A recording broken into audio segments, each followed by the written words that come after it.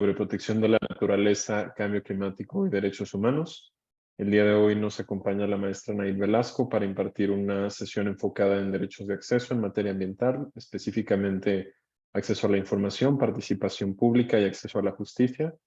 Les recordamos que, como en todas las sesiones, ya se encuentra habilitada la sección de preguntas y respuestas para la ponente del día de hoy. Estaremos tomando nota de las preguntas y tendremos un espacio al final de la sesión para que la maestra tenga oportunidad de responder algunas de estas preguntas. Y sin más preámbulo, le cedo la palabra a la maestra Naid para la sesión de hoy. Muchas gracias por acompañarnos. Hola, buenas tardes a todas las personas. El día de hoy voy a compartir mi pantalla para empezar nuestra sesión.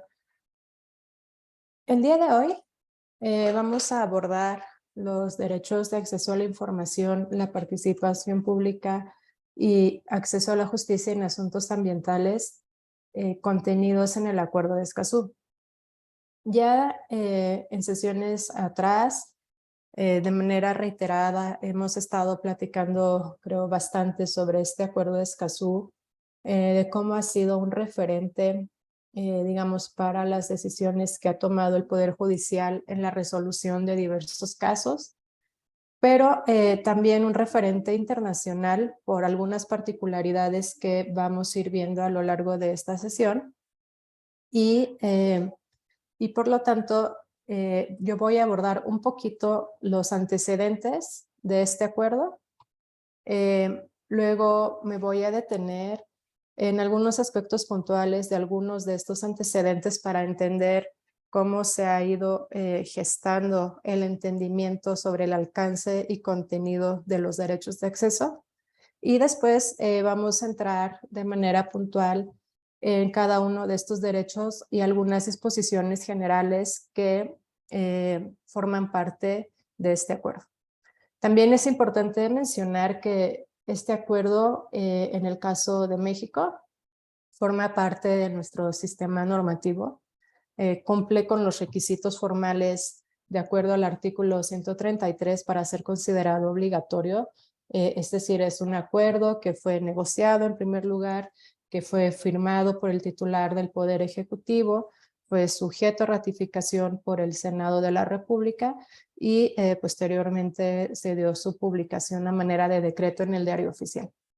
Y por lo tanto, su aplicación es obligatoria. Ya al final de la sesión pasada platicábamos sobre cómo, por ejemplo, en casos recientes la Suprema Corte ha dicho que distintas leyes nacionales, en este caso, por ejemplo, la ley de amparo, en ese caso, tendría que ser reinterpretada y aplicada a la luz de los estándares del Acuerdo de Escazú. Y entonces así tendríamos que estar viendo cada una de las leyes que forman parte de nuestro sistema normativo, tanto a nivel federal, a nivel general, estatal y hasta llegar al nivel municipal, cómo cada una de estos cuerpos se pueden leer y se pueden aplicar a la luz del Acuerdo de Escazú. Habiendo dicho eso, entonces voy a comenzar con esta muy breve recuento histórico de dónde sale o de dónde surge estos derechos de acceso y cómo se ha ido, digamos, perfeccionando la concepción de cada uno de estos, ¿no? Entonces, pues la historia, ahora sí que la historia se remonta a los años 70 con esta famosísima Declaración de Estocolmo sobre el medio ambiente humano. Si ustedes tienen curiosidad de leer el texto de esta declaración, no hay, digamos, como tal, una conceptualización de los derechos de acceso, como los conocemos el día de hoy, pero lo que sí hay es distintas menciones a lo largo de los principios de la declaración respecto, por ejemplo, a la generación de información científica útil para la protección del entorno, ¿no? O el medio ambiente humano. Entonces, por ahí se empieza a vislumbrar que se pone de relieve la importancia que tiene la información para la protección en asuntos ambientales. También, por ejemplo, se habla en algún otro principio sobre la participación de las personas, pero no están condensados como si después lo vemos 20 años después, en 1992, en la Declaración de Río sobre el Medio Ambiente y Desarrollo. Aquí vemos materializado la importancia y el reconocimiento de los derechos de acceso en el famosísimo principio 10, ¿no? El principio 10 de Río, que vamos a ver a continuación, pero lo importante es decir es que, digamos, este es como el antecedente más importante que da origen al reconocimiento de estos derechos de acceso como un círculo virtuoso. Es decir, si nosotros queremos tener una protección efectiva del medio ambiente, entonces existen estos derechos de acceso que nos ayudan, por así decir, a ir desbloqueando niveles, o sea, si lo vemos de manera también muy coloquial, o palomeando requisitos de cómo realmente llegar a este derecho, a este medio ambiente sano, ¿no? Es decir, necesitamos información para la mejor toma de decisiones. Necesitamos espacios donde podamos participar e influir en esta toma de decisiones. Y en caso de que en alguno de los dos anteriores no se nos haya considerado o no se nos haya dado la información, tenemos derecho de acceder a recursos judiciales que nos restituyan estos derechos, ¿no? Entonces, todo ello se reconoce en el principio 10 de la Declaración de Río del 92. Derivado de este principio, en 1998 se entra en vigor, bueno, el convenio de Aarhus, que también ya en sesiones pasadas, nos preguntaban sobre este convenio, y entonces ya decíamos que, bueno, este es un convenio que regula y aterriza la manera de dar vida a estos derechos de acceso, pero su aplicación se enfoca a la Unión Europea, ¿no? Entonces, es un esfuerzo importante, pero que quedaba fuera de nuestra región, y sin embargo se convirtió en un referente porque tomó la forma ya de un tratado internacional obligatorio para los países de la Unión Europea, ¿no? Cosa que no había sucedido con la Declaración de Río. En 2010 se publican las directrices de Bali, así se llama, es un nombre corto porque, bueno, se acordaron en esta ciudad de Indonesia, y son directrices que iban encaminadas a la elaboración de legislación nacional sobre estos tres derechos de acceso, ¿no? Y aunque aquí su nombre nos podría parecer restrictivo, ¿no? Que solo es para legislación, la realidad es que son pautas orientadoras, no solo para que los estados que suscriben estas directrices sepan cómo redactar sus leyes, sino también implementarlas, ¿no? Entonces, no solo se acotaba a legislaciones. 2 años después, en 2012, se celebra la conferencia Río +20, a propósito de estos conmemoración de los 20 años de la Declaración de Río, y en este año suceden dos hechos muy importantes. El primero, por cuanto hace antecedente del convenio al Acuerdo de Escazú, es que varios países de nuestra región aprueban una declaración en la que, digamos, se comprometen a explorar la viabilidad de un instrumento regional sobre el principio 10, ¿no? Digamos, lo que pasó en su momento con el convenio de Aarhus, pero ahora en América Latina y el Caribe. En 2012 también se nombra al primer experto relator de Naciones Unidas sobre las cuestiones de las obligaciones de derechos humanos relacionadas con el disfrute del medio ambiente sin riesgos, limpio, saludable y sostenible, ¿no? Entonces, en 2012 se crea este mandato porque se identifica la necesidad de que la necesidad de generar información relativa a cómo se vinculan los derechos humanos y el medio ambiente. Porque también hay que recordar que el medio ambiente como un derecho humano no había sido multilateralmente reconocido sino hasta el año pasado. Entonces, lo más cercano que teníamos es el reconocimiento multilateral de que había una relación innegable entre el entorno natural, o sea, el medio ambiente sano, y el cumplimiento de otros derechos humanos. Y entonces se crea esta relatoría en 2012. Derivado de esa relatoría, en 2013, el experto relator independiente, que el primero fue John Knox, publica su primer informe y le llama informe preliminar. Y lo que él hace es identificar el estado del arte sobre cómo en las distintas regiones del mundo se estaba entendiendo esta relación sobre la tutela efectiva del medio ambiente sano y los otros derechos humanos. Y finalmente, en 2018, se escribe el texto final, ¿no? Derivado de varios años de negociaciones sobre el acuerdo regional sobre acceso a la información de participación pública y acceso a justicia en asuntos ambientales en América, América Latina y el Caribe, conocido como Acuerdo de Escazú, ¿no? Entonces, en realidad, desde que se asume el compromiso en 2012 por estos países de América Latina de tener un instrumento vinculante a 2010, a tenerlo, pasan 6 años, ¿no? Entonces, ¿qué nos dice este principio 10 de manera textual? Ya lo había explicado, pero digamos de manera literal se reconoce que el mejor modo de tratar las cuestiones ambientales es con la participación de todos los ciudadanos interesados en el nivel que corresponde.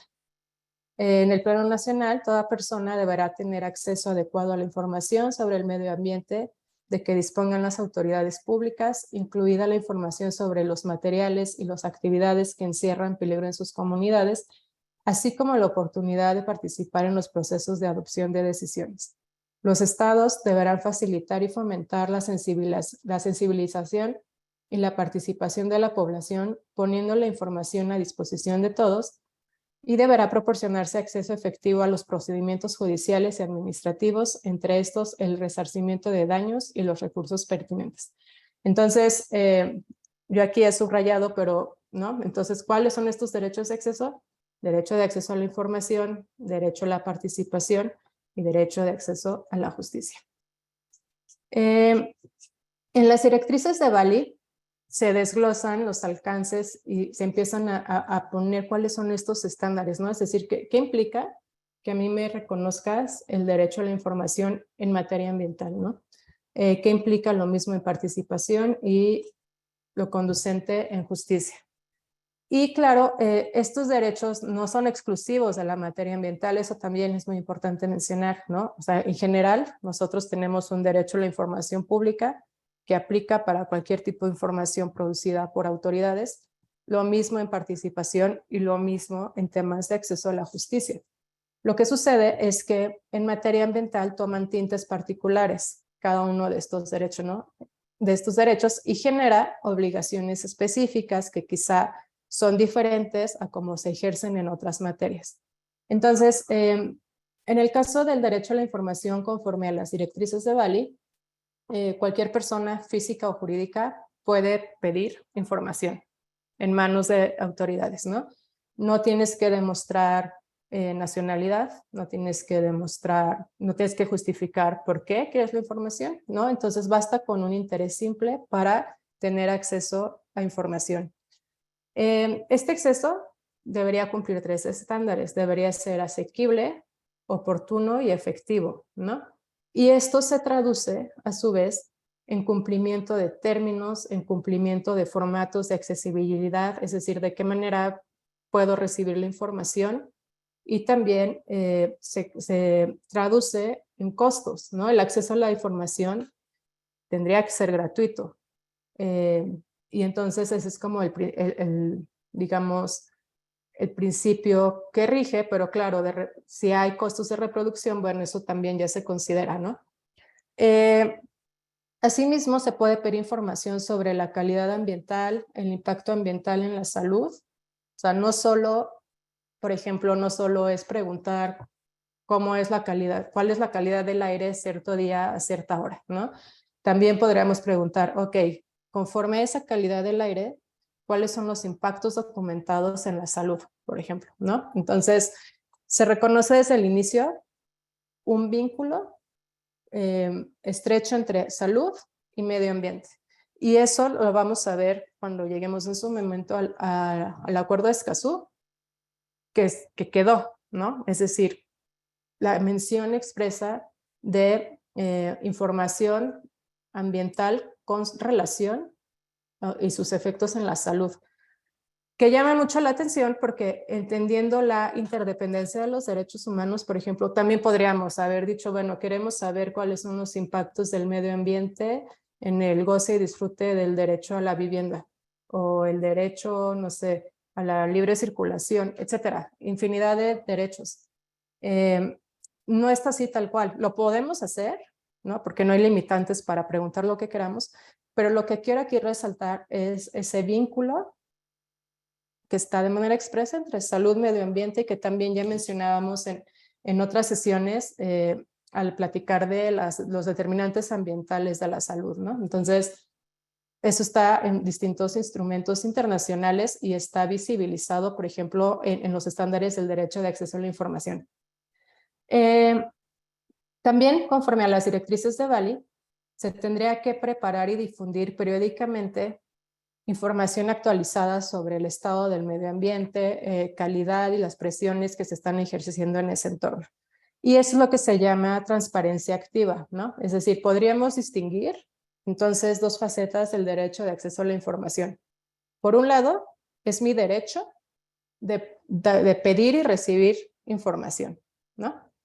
Y por otro lado, hay como una actividad, digamos, de oficio que tienen las autoridades, ¿no? Transparencia proactiva, de estar publicando de manera periódica, en este caso, información sobre el estado que guardan los elementos naturales, los ecosistemas, las presiones que reciben y conforme al convenio, al acuerdo de Escazú, hay un listado, ¿no? que vamos a ir viendo. Por cuanto hace al derecho a la participación, conforme las mismas directrices de Bali, lo primero que hay que resaltar, que es muy importante, es que el derecho de acceso a la participación se tendría que cumplir desde las primeras etapas del proceso de adopción de decisiones relacionadas con el medio ambiente. O sea, primeras etapas. ¿Cuáles son las primeras etapas de un proceso de adopción de decisiones?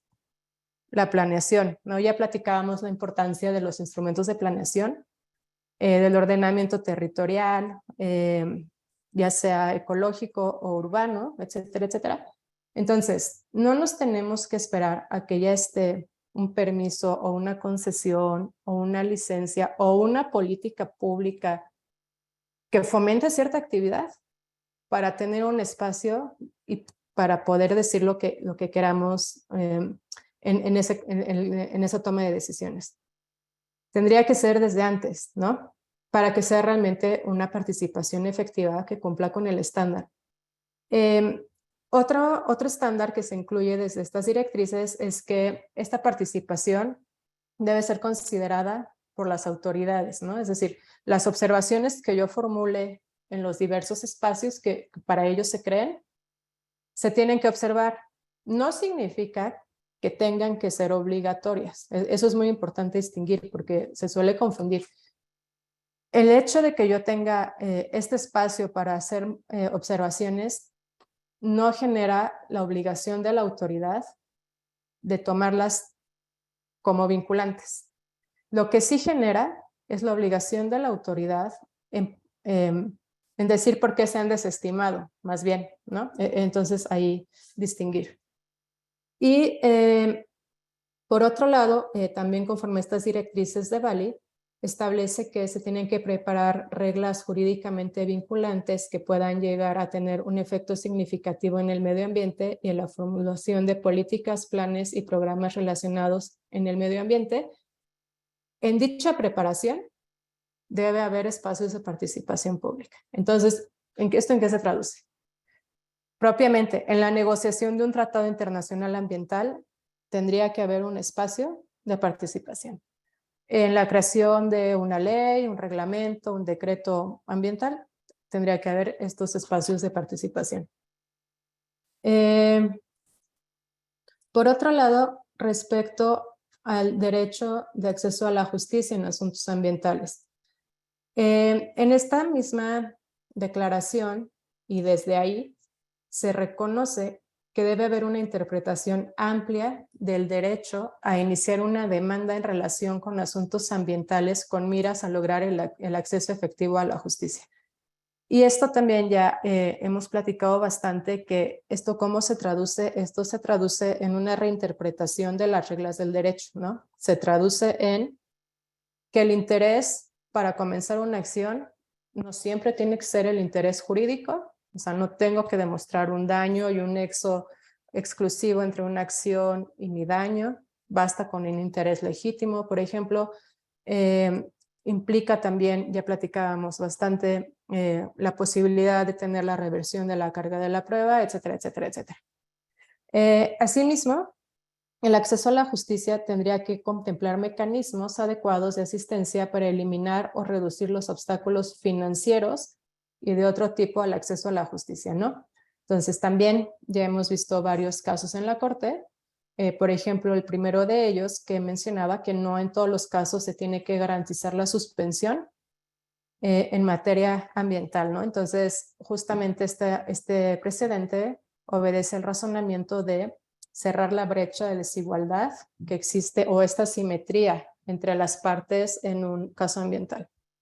Y también se deben contemplar reparaciones adecuadas y efectivas de manera rápida en los casos relacionados con el medio ambiente, ¿no? Entonces, con reparación no solo se refiere a la reparación de las víctimas de la violación al derecho al medio ambiente sano, ¿no? Es decir, una persona, una comunidad, una asociación de vecinos, etcétera, sino también la reparación adecuada y efectiva del propio ecosistema que ha sido deteriorado por un acto o una omisión. En 2013, entonces ya les mencionaba que John Knox, el primer relator de medio ambiente, produce su primer informe, lo publica y le llama informe preliminar. Y esto es bien interesante porque en aquellos años, hace 10 años más bien, John Knox hace una clasificación académica o propone como una categorización de derechos que ayudan al cumplimiento del medio ambiente sano y los clasifica como los derechos sustantivos, por una parte, y los derechos procedimentales. Esta clasificación no es que, como que digamos, fue de manera espontánea, en realidad sale de un proceso de un año, ¿no? Porque él empieza su mandato en 2012, y entonces de la revisión documental de los fallos de diversos tribunales en África, en Europa, en América, en Asia también, sobre cuestiones de medio ambiente y también teniendo diversas reuniones con grupos expertos en medio ambiente. Y entonces él llega a la conclusión esto, ¿no? Y dice, bueno, al día de hoy, como están funcionando los tribunales, es que el medio ambiente se defiende y se relaciona a través de diversos derechos humanos. Vamos a tener, por un lado, los derechos sustantivos, que son susceptibles al riesgo de daños ambientales, ¿no? Es decir, si está mal el medio ambiente, voy a tener una afectación directa a ese derecho humano. Y hay derechos procedimentales, ¿no? Cuya cumplimiento respalda la formulación de políticas ambientales más fuertes. Entonces, ambos, y ya hablaba de este como círculo virtuoso, y aquí está una afirmación literal de ese informe, es que él menciona que establecer la conexión entre los derechos sustantivos y los derechos procedimentales puede crear una especie de círculo virtuoso, ¿no? El firme, y lo leo tal cual, el firme cumplimiento de los deberes de procedimiento produce un medio ambiente más saludable, que a su vez contribuye a un mayor grado de cumplimiento con los derechos sustantivos, como lo son el derecho a la vida, salud, propiedad y la intimidad. Lo mismo sucede en el sentido contrario. El incumplimiento de las obligaciones de procedimiento puede dar lugar a un medio ambiente degradado que interfiere con el pleno disfrute de los demás derechos humanos. Algo que es muy importante resaltar es que a 10 años de diferencia de esta primera aproximación a los derechos de acceso, ya no se hablan necesariamente de derechos procedimentales, ¿no? Porque nosotros tendemos a pensar que un derecho procedimental es instrumental a algo más, ¿no? O sea, como que está sujeto, ¿no? Entonces, información solo sirve si lo relaciono con el derecho al medio ambiente sano. O sea, como que no tienen autonomía. Y no es así. A 10 años de esta propuesta, ya hablamos del derecho humano de acceso a la información en sí mismo.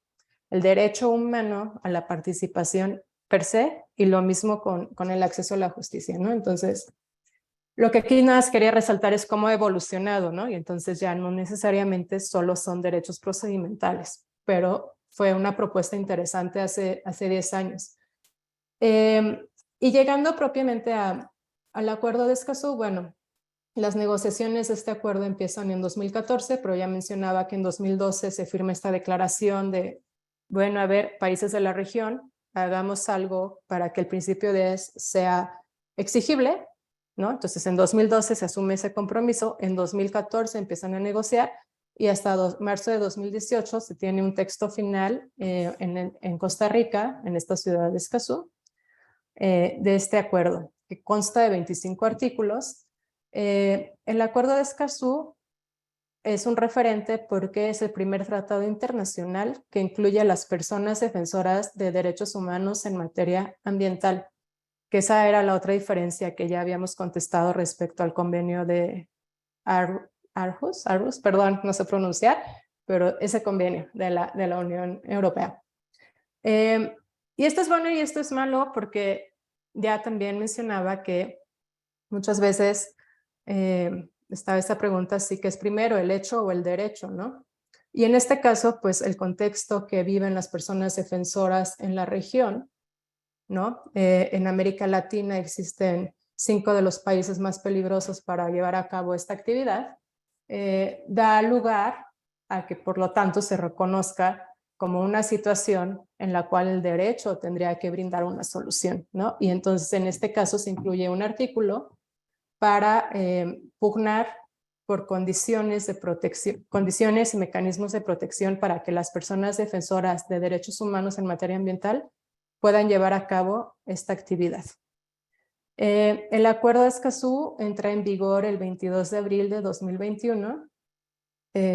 México lo ratifica justo ese día, ese año, y entonces México fue el país 11º en ratificar el acuerdo, y conforme al propio acuerdo, cuando llegaran al número de 11 países que lo ratificaran, entraría en vigor. Entonces, eso fue lo que sucedió. Y dentro del objetivo principal, por lo tanto, de este acuerdo es garantizar la implementación plena y efectiva en la región de los derechos de acceso, con miras a proteger el derecho de cada persona de generaciones presentes y futuras a vivir en un medio ambiente sano y al desarrollo sostenible, ¿no? Entonces, de aquí se pueden desprender varios principios que también hemos platicado, pero que de manera expresa se desglosan en un siguiente artículo del propio acuerdo. Estos principios que también ya hemos platicado, cuál es la importancia de los principios en el derecho en lo general y en materia ambiental, pues también sirven para la aplicación y la implementación efectiva del resto de las disposiciones de Escazú, ¿no? Entonces, me parece que ya se ha platicado de la mayoría de estos, pero me voy a detener en un par que creo que no ha salido en las sesiones. Entonces, los principios que rigen el Acuerdo de Escazú son igualdad, no discriminación, transparencia, rendición de cuentas, no regresión, progresividad, buena fe, principio preventivo, el precautorio, equidad intergeneracional, el principio de máxima publicidad, soberanía permanente de los estados sobre sus recursos naturales, igualdad soberana de los estados y el principio pro persona. De estos voy a hablar del tema de la soberanía. La igualdad soberana de los estados alude a la igualdad de condiciones en las que pueden negociar y en las que se pueden sentar en las conferencias de las partes los distintos estados que han firmado el Acuerdo de Escazú, ¿no? Es decir, las desigualdades o diferencias que pudiera haber en términos de extensión territorial, Producto Interno Bruto, religión, bla, de cada uno de los países de América Latina, no debe mermar o no debe ser un factor para mermar su capacidad de negociar de igual a igual en las conferencias de las partes, ¿no? O sea, dicho de otra manera, no porque Brasil, México, quizá sean como las potencias económicas de América Latina. Eso les da el derecho de imponer condiciones a los otros países que forman parte del Acuerdo de Escazú. Es eso. Entonces, a eso alude el principio de igualdad soberana de los estados.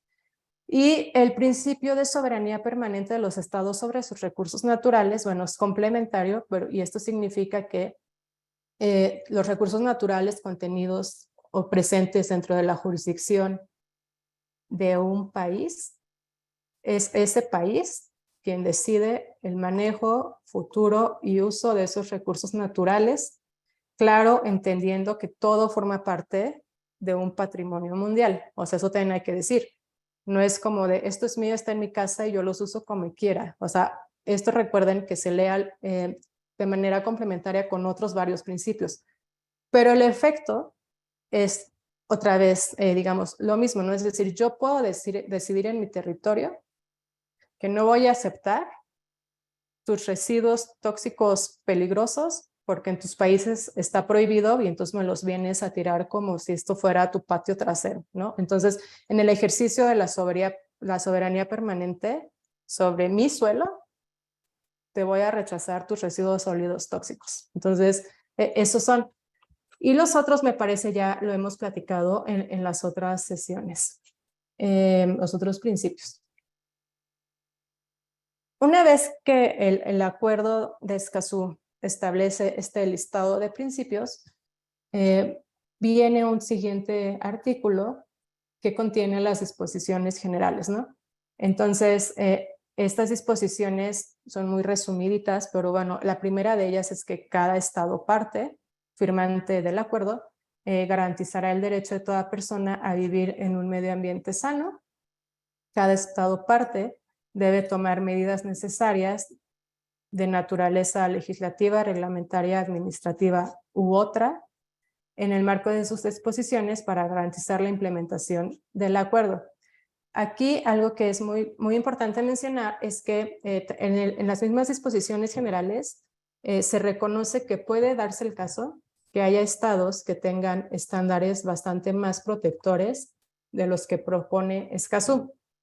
Y por lo tanto, en esas situaciones, no, o sea, obviamente aplicando el principio pro persona, se va a aplicar el estándar que sea más protector, por un lado de la persona y del medio ambiente. Entonces, en esos casos, no tengo que cambiar mi marco legal para ajustarlo a Escazú, ¿no? O sea, si es más protector, lo dejo. Si no es protector, pues busco las medidas, ¿no? Para que cumplan con los estándares de Escazú. Asimismo, desde las disposiciones generales se reconoce que los estados deben garantizar un entorno propicio para el trabajo de las personas, asociaciones, organizaciones o grupos que promuevan la protección del medio ambiente, proporcionándoles, por un lado, reconocimiento y también protección. ¿Y por qué se habla de reconocimiento de personas defensoras en materia ambiental? Porque de manera tradicional se tendía a pensar, ¿no? Claramente, y esto también obedece mucho a la evolución de los propios derechos humanos, que las personas que se dedicaban a la defensa y protección del medio ambiente no necesariamente eran personas protectoras de derechos humanos, porque recuerden que el medio ambiente no era conceptualizado como un derecho humano. Entonces, digamos, no es cosa menor que se les proporcione este reconocimiento. Mencionar que una organización, una comunidad, una persona física en lo individual que se dedique a esta promoción y protección del entorno natural es, por lo tanto, una persona defensora del derecho humano al medio ambiente sano. Entonces, primero hay que reconocerlo, hay que nombrarlo, y una vez que los asumimos como defensores de derechos humanos, también, por lo tanto, merecen todos los mecanismos de protección de las otras personas defensoras que defienden otros derechos humanos, ¿no? Entonces, esto está así establecido en Escazú.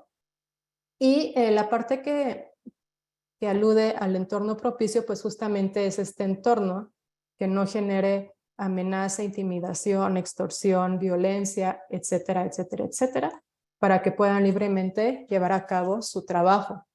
Y en ese sentido, desde la Corte ya habíamos platicado en el amparo en revisión 307-2016 de la Laguna de Carpintero, justamente el reconocimiento de este entorno propicio, se establece que eliminar las barreras de acceso a la justicia contribuye al entorno propicio, ¿no? Porque estás acercando los medios de defensa y de protección al ambiente a las personas, por un lado, ¿no? Otra disposición general es que cada parte debe avanzar en la adopción de la interpretación más favorable al pleno goce y respeto de los derechos de acceso. Es decir, está hablando de, por un lado, una obligación de progresividad, que es este principio de progresividad, y por otro lado, también se habla sobre, una vez más, está implícito la aplicación del principio pro persona, ¿no? Entonces, cuando hablamos de avanzar, es dar cada vez pasos hacia algo, ¿no? Y en este caso, pues, alcanzar la máxima protección posible para estos 3 derechos de acceso. Y finalmente, también se establece que las partes deben alentar el uso de nuevas tecnologías en la información y de la comunicación, por ejemplo, el uso de datos abiertos, ¿no? Es decir, la manera de aterrizar esta transparencia proactiva de la que ya habíamos platicado es tener la información de tal manera que pueda ser analizada, digerida, comprendida de manera de datos abiertos, es decir, no tener necesariamente, por ejemplo, PDFs que son de difícil accesibilidad para ciertos sectores de la población, ¿no? El PDF se ha dicho que no es una tecnología accesible, etcétera. Por otro lado, algo que hay que tomar en cuenta es que, bueno, aquí no lo puse, pero sí lo dice el acuerdo, es que no se debe limitar solo a la tecnología. Se deben buscar también medios adecuados, por ejemplo, para hacer llegar la información a grupos que no tienen acceso a esta tecnología. Entonces, no es limitativo, más bien lo que está diciendo es la manera o las modalidades de entrega de la información y del ejercicio de la transparencia proactiva. Y habiendo dicho eso, entonces, ahora me voy a enfocar propiamente al primer derecho de acceso, que es el derecho de acceso a la información pública. Este derecho históricamente se ha relacionado con el derecho de la libertad de expresión, reconocido en la Declaración Universal de Derechos Humanos de 1948 en el artículo 19, y que establece la libertad de buscar, recibir e impartir información e ideas a través de cualquier medio e independientemente de las fronteras, ¿no? Entonces, ahí, junto a la libertad de expresión, va implícito el derecho de acceso a la información en lo general. La regla es que garantizar el derecho del público a acceder a la información, y en este caso la información ambiental, se da conforme al principio de máxima publicidad, es decir, toda la información es pública, salvo que entre en alguna categoría por la cual se tenga que negar. Y estas categorías, en el caso de México, es que sea información confidencial o información reservada. Pero entonces, o sea, la regla es que en teoría todo es de acceso público, salvo las excepciones estas, ¿no? Por lo tanto, conforme Escazú comprende solicitar y recibir información de autoridades competentes sin necesidad de mencionar algún interés especial ni justificar las razones por las cuales se solicita, ¿no? Que eso ya venía desde las directrices de Bali, interés simple. Incluye también ser informado en forma expedita sobre si la información solicitada obra o no en poder de la autoridad competente que recibe la solicitud, y ser informado del derecho a impugnar y recurrir la no entrega de información y de los requisitos para ejercer ese derecho. En el caso del acuerdo de Escazú se establece un máximo de 30 días hábiles para recibir información que pudieran ser prorrogables por otros 30 días, y la autoridad tendría que dar aviso de que necesita esa prórroga, ¿no? Por ejemplo. Asimismo, conforme al acuerdo de Escazú, se tiene que facilitar el acceso a la información ambiental de personas o grupos en situación de vulnerabilidad. Y tenemos una definición muy bonita, o sea, es porque decimos información ambiental, o sea, pero ¿qué es la información ambiental, no? O sea, ¿es todo lo que tiene que ver con el medio ambiente o es lo que hacen nada más las autoridades ambientales, ¿no? O las autoridades de educación, pero que toquen ambiente? ¿Cuál es el límite de qué consideramos información ambiental? Y entonces, el Acuerdo de Escazú nos da una definición, como en mi opinión, bastante clara, ¿no? Y establece que es información ambiental cualquier información escrita, visual, sonora, electrónica o registrada en cualquier otro formato relativa al medio ambiente y sus elementos y recursos y a los recursos naturales, incluyendo aquella que esté relacionado con los riesgos ambientales y los posibles impactos adversos asociados que afecten o puedan afectar el medio ambiente y la salud, ¿no? ¿Se acuerdan que esto también desde Bali se visibilizaba? Así como la relacionada con la protección y la gestión ambientales. Entonces, no es solo la información que maneja o genera las autoridades ambientales, no. Más bien, cualquier autoridad podría generar y podría tener información ambiental conforme a esta definición, ¿no? Es decir, pensemos en una autoridad, la Secretaría de Economía, que maneja recursos mineros. Y los recursos mineros entran dentro de la definición de elementos naturales, ¿no? Conforme a nuestra Ley General del Equilibrio Ecológico. Por lo tanto, la información que produce la Secretaría de Economía con relación a la minería es información ambiental. Lo mismo en el tema de hidrocarburos. Lo mismo en el tema de pesca, ¿no? Sector pesquero, sector ganadero, etcétera, etcétera. Entonces, eso es importante tenerlo en mente. Ahora bien, respecto al último punto sobre facilitar el acceso a la información ambiental de las personas o grupos en situación de vulnerabilidad. Una cosa bien interesante es que la manera en cómo nosotros solemos acceder a la información, y también yo lo había mencionado en otras sesiones, es como lo estamos haciendo ahorita en esta sesión, ¿no? Es virtual, que ocupas una computadora e internet. Una señal, ¿no? Para poder conectarte al mundo virtual. Lo que sucede en México, y también no es exclusivo de México, es en nuestra región, es que existe una brecha digital muy grande que una vez más juega en contra de grupos que ya estaban en situación de vulnerabilidad. ¿Y a qué me refiero? Por ejemplo, de acuerdo a los censos de INEGI, alrededor de, en las zonas rurales, más bien, alrededor del 47% de las zonas rurales son usuarias de Internet. Y solo el 9.8% de la población indígena tiene acceso a Internet en su casa, ¿no? Entonces, dentro de esto, ¿dónde suelen estar situadas las comunidades indígenas? Claramente están en todo el país, eso ya lo sabemos, pero la población indígena, que solo el 9.8% tiene acceso a Internet en su casa, y si yo estoy informando que va a haber un proyecto en la Gaceta Ecológica de la Semarnat que ocupo computadora e Internet, y en un estado donde está esta comunidad indígena, que no todos tienen acceso, ¿de qué manera estoy haciendo efectivo, por un lado, el acceso a la información junto el derecho de acceso a la participación, ¿no? O sea, ¿cómo se van a enterar que va a haber un proyecto del cual les interesaría participar si de entrada no se enteraron y no se enteraron porque solo el 9.8% a nivel nacional tiene acceso a Internet en su casa?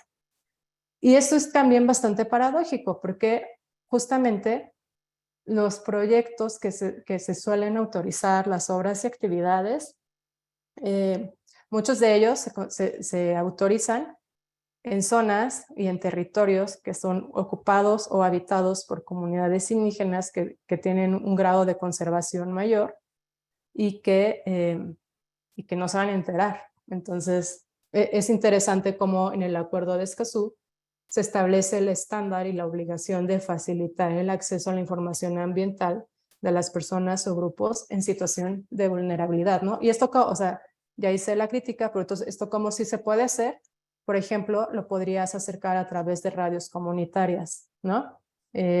radios comunitarias que den aviso que de acuerdo a la Gaceta tal se va a aprobar tal proyecto y que tales días va a estar en consulta, etcétera, etcétera, ¿no? O sea, esa es como la tarea que se tendría que hacer. Asimismo, el acuerdo de Escazú establece que cuando la información solicitada no se entregue a la persona que lo pide, porque está en este régimen de excepciones, conforme a las leyes para ello establecidos en cada país, entonces se debe comunicar por escrito esa causa de, bueno, que no se le va a dar la información, fundamentar y motivar por qué no, es decir, no toda esta información porque en el caso de México es reservada o es confidencial, etcétera, etcétera. Y lo que también aquí es interesante es que para efectos de Escazú, autoridad competente no es solo las instituciones públicas. Una autoridad competente también puede ser una organización privada, y aquí lo leo literal, ¿no? Dice, organizaciones privadas en la medida en que reciban fondos o beneficios públicos directa o indirectamente o que desempeñen funciones y servicios públicos, pero exclusivamente en lo referido a los fondos o beneficios públicos recibidos a las funciones o servicios públicos desempeñados. Es decir, ejemplo, en México se puede concesionar el servicio de agua potable y saneamiento. Por constitución lo tienen que dar los municipios, pero los municipios tienen la facultad de que si por la razón que ellos, o sea, si no pueden dar ellos el servicio o porque ellos prefieren concesionarlo, se puede dar una concesión y muchas veces las concesiones se dan a organismos privados. Nosotros podríamos interponer, en cumplimiento de esta definición, en teoría, podríamos hacer solicitudes de acceso a la información a un concesionario de un servicio público de agua potable y saneamiento, por ejemplo, sobre esa información ambiental, eso hay que tenerlo, ¿no? Entonces, conforme a lo que vimos en la lámina anterior, podríamos decir, bueno, nos gustaría saber cuáles son las acciones que lleva a cabo este organismo operador para llevar a cabo el tratamiento de las aguas de uso público urbano, por ejemplo. O nos gustaría saber si tiene un programa de pagos por servicios ambientales por el uso de en Cuenca Alta, por el uso de esta agua, etcétera, etcétera, ¿no?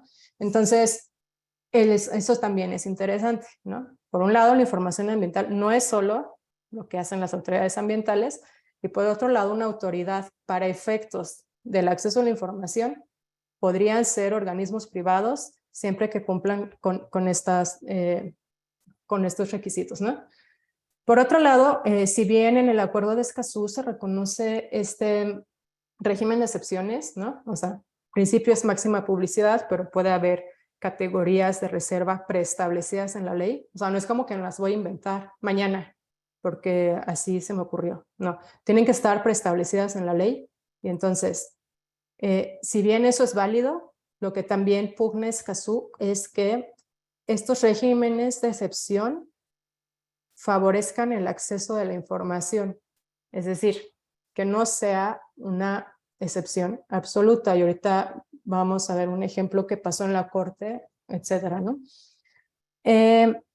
Asimismo, establece que cada estado parte debe establecer o designar uno o más órganos o instituciones imparciales y con autonomía e independencia, con el objeto de promover la transparencia en el acceso a la información ambiental, fiscalizar el cumplimiento de las normas, así como vigilar, evaluar y garantizar el derecho de acceso a la información, ¿no? Entonces, un órgano imparcial, autónomo, que pueda decir si se está cumpliendo o no con este acceso a la información ambiental. En ese mismo sentido, el mismo artículo establece, bueno, esto ya lo platicaba, facilitar la información a personas o grupos en situación de vulnerabilidad, pero también esto implica tener formatos alternativos comprensibles para que dichos grupos puedan allegarse de esta información necesaria para la toma de decisiones y por medio de canales de comunicación adecuados. Entonces ya hablaba, por ejemplo, de la radio comunitaria, pero también formatos alternativos implica, por ejemplo, muchas veces las comunidades bueno, no necesariamente comunidades, hay grupos de personas que son más visuales, entonces quizá habría que hacer uso de otras herramientas para también dar la información, ¿no? O por ejemplo, ¿qué pasa con las personas que no pueden ver? ¿No? Entonces, información en braille, etcétera, etcétera. Asimismo, cada parte debe hacer esfuerzos para publicar y difundir a intervalo regular informes nacionales sobre el estado del medio ambiente y estos deben actualizarse cada 5 años. En estos informes ambientales, el Acuerdo de Escazú sugiere que se debe contener información sobre el estado del medio ambiente y los recursos naturales, incluidos datos cuantitativos cuando ello sea posible, ¿no? O sea, es decir, números, estadísticas.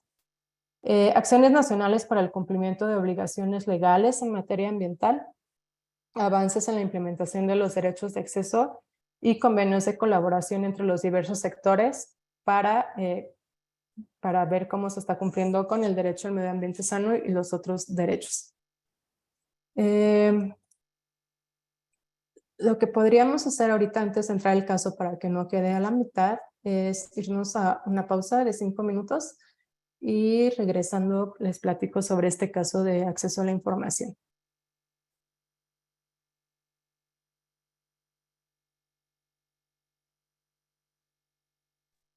Perfecto, muchas gracias, Anaída. Entonces regresamos en 5 minutos. Gracias.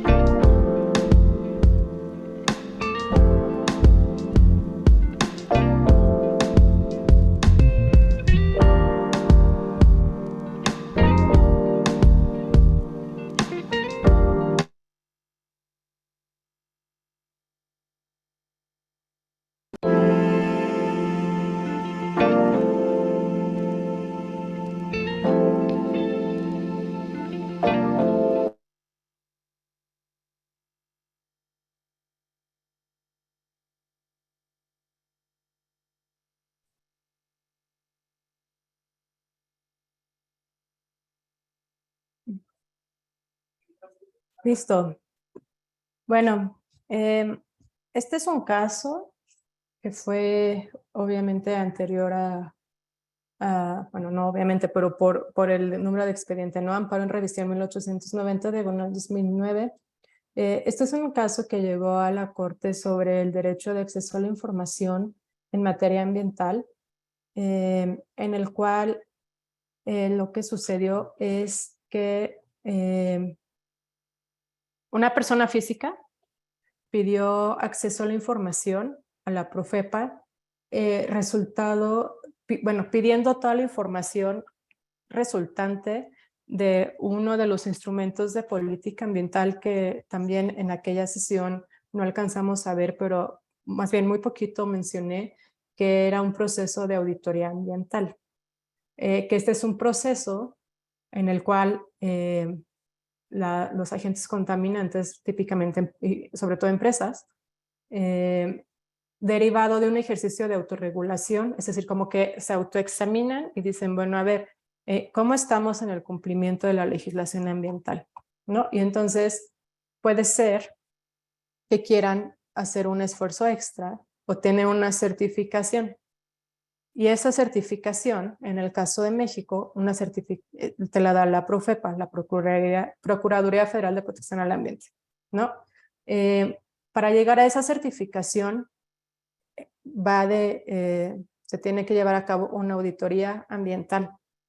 Y entonces la auditoría ambiental es un proceso que incluso está regulado en la Ley GEPA y tiene un reglamento específico en la materia, ¿no? Entonces es un proceso muy detallado que requiere de una presentación de un plan, medidas, estudios, etcétera, etcétera, en donde la Profepa le va dando seguimiento hasta llegar a estos famosos sellitos de certificado industrial INPRIA. Hay 3 modalidades, ¿no? Entonces, en este caso involucra una empresa que se dedicaba a varias ramas industriales de la química.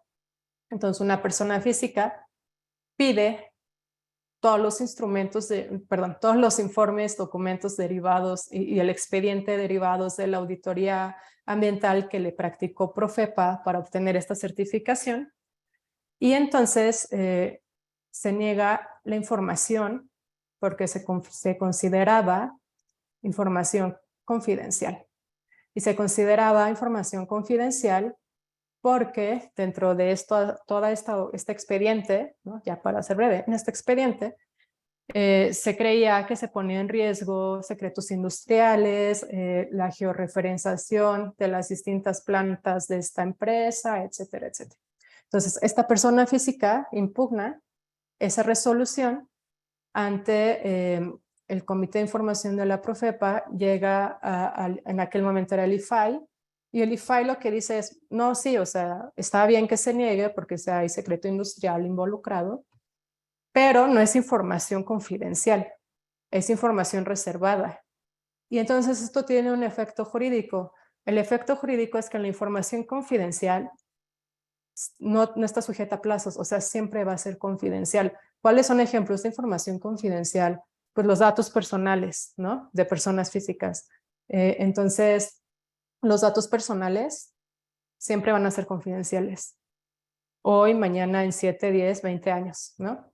La información reservada no. En el caso de México, la información reservada se hace pública después de 7 años.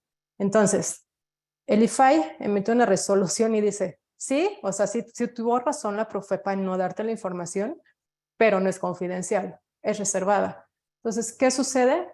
Se interpone un juicio de amparo por esta empresa, ¿no? De químicos. Y entonces la empresa impugna esta resolución de reclasificación de la información y dice, yo no estoy de acuerdo en que sea reservada porque, claro, eventualmente, o sea, en 7 años, me vuelven a hacer otra solicitud y la voy a tener que dar. Entonces, el juez de distrito niega el amparo, ¿no? Entonces, ¿cuál es el efecto? Decirle, estuvo bien clasificada de confidencial a reservada. Entonces, ahorita ya dejamos un poco, o ya dejamos fuera a la persona física. Ahorita, digamos, el asunto está entre la empresa y las autoridades, ¿no? Y la persona física sin acceso a la información, eso sí, tener en mente, ¿no? Entonces, aquí el brete era si era confidencial o era reservada. pero la persona física por allá sin derecho a conocer el expediente de la auditoría ambiental, ¿ok? Eso no hay que perder de vista. Entonces, el juez de distrito niega el amparo y la quejosa, ¿no? La empresa interpone un recurso de revisión en el cual establece justo este tema, ¿no? Que la información confidencial no está sujeta a temporalidad, pues contiene secretos industriales y comerciales en su caso, conforme a la diversa normatividad aplicable en México.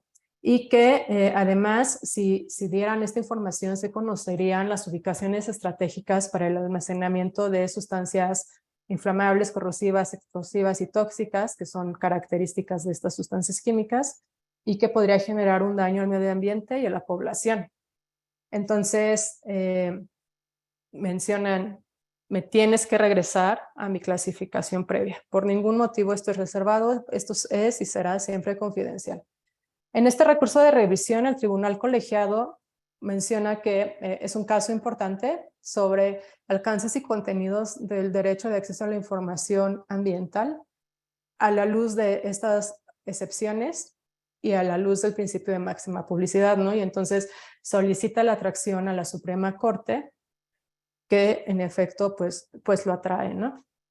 Y pide que se identifiquen cuáles son las limitantes, condicionantes o restricciones razonables, relevantes de los derechos que eran materia de ese caso en concreto, ¿no? Y ver si estaban en colisión, es decir, en contradicción con otros valores o principios constitucionales. Al llegar a la Corte, lo que hace, en este caso la sala, es que establece que sí existe, es decir, tienen una postura como bastante media, ¿no? O sea, por un lado, se concede el amparo para el efecto de que el Pleno del IFAI deje insubsistente la resolución reclamada y dicte una nueva, o sea, amparo para efectos. Y para llegar a esta resolución se hacen dos preguntas en la primera sala. La primera era contestarse la información y la documentación generada por los procesos de auditoría ambiental son pública o es pública en atención a sus contenidos y si el derecho a un medio ambiente adecuado pasa por el conocimiento público de determinada información a pesar de que la misma sea generada por particulares. Porque aquí se da una discusión bien interesante, ¿no? Aquí lo que argumentaban es, a ver, toda la información que yo te estoy dando para que me certifiques no es una información de la que clasifica como transparencia proactiva. O sea, no es un informe del estado de medio ambiente que publicó la Semarnat o Conavio o una autoridad ambiental. No, es información que yo puse dinero, que yo estoy diciendo, a ver, no sé, yo esta X empresa estoy cumpliendo así estas normas, bla, bla, bla, ¿no? Entonces, es una información generada por un particular que la tiene en algún momento una autoridad para que yo obtenga mi sello, ¿no? Entonces, pues eso hace más de 10 años era un tema y entonces en la Corte se hacen estos cuestionamientos en la primera sala.